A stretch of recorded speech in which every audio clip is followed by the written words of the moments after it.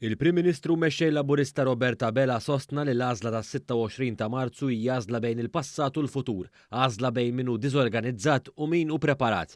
Waqt ir-rally Team Malta tal-Partit Laburista fil-Fosos tal-Furjana, Dr. Abela rrimarka li d-differenza kbira bejn il-Partit Laburista u l-Partit Nazzjonalista irriflessa fil-manifesti elettorali li poġġew quddiem il-poplu Malti Wawċi għal ġudizzju tagħhom.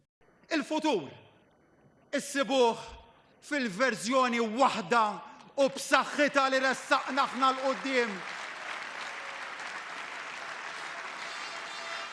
Belf proposta, costed, ċari u responsabbli. U l-passat mbagħad, il-passat issibuh fil-ewwel, it-tieni, it-tielet, ir-raba' l-ħames verżjoni li ressaq il-Partit Nazzjonalista tal-manifest elettorali tiegħu. Kien hawn il-Prim Ministru Robert Abela spjega kif il-manifest elettorali tal-Partit Nazzjonalista jitfal pis fuq iż-żgħir dan fost oħrajn bi proposti bħal dik tal-kirjiet ta' qabel 1995 li se tħalli lil 10,000 familja bla saqaf fuq rashom. B'differenza l-mexxej Laburista sostna kif il-manifest elettorali tal-Partit Laburista jassigura aktar roħs fit-taxxi, żidiet fil-pensjonijiet u proġetti ambjentali.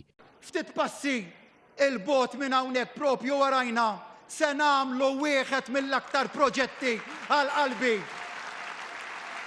It-trasformazzjoni ta' Triq Sant'Anna.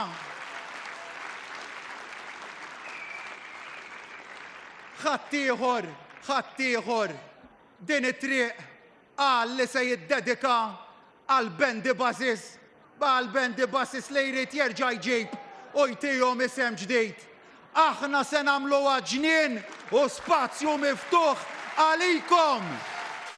Il-Prim Ministru rimarka wkoll is-suċċessi ta' Gvern Laburista fl-aħħar snin fosthom bit-tmexxija tal-pajjiż waqt pandemija, għalhekk il-Prim Ministru tenna li l-għażla tas-26 ta' Marzu hija għażla favur poplu wieħed u maqut.